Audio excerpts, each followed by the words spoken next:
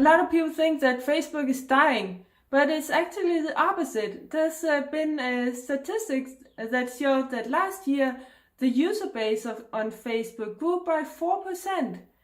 And not just that, also the daily use of Facebook grew by 17%. It may not sound like a lot, but Facebook already has such a big user base that it can grow like 50% or so.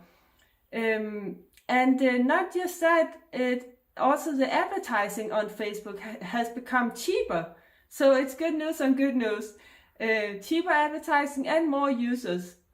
And especially if you're targeting people over 40 or so, then Facebook is a perfect platform. And think about it. Think about who you're targeting, because people over 40, they usually have more disposable income. So, but it depends on the product that you're selling. But in any case, then test it out. You can test it against the other platforms like TikTok or Instagram or any other platforms. And yeah, that's the most important thing, to test it out.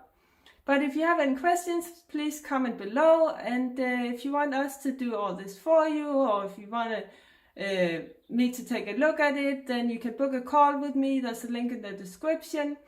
And also please join our free Facebook group, Successful Coaches, Consultants, Entrepreneurs, also link in the description.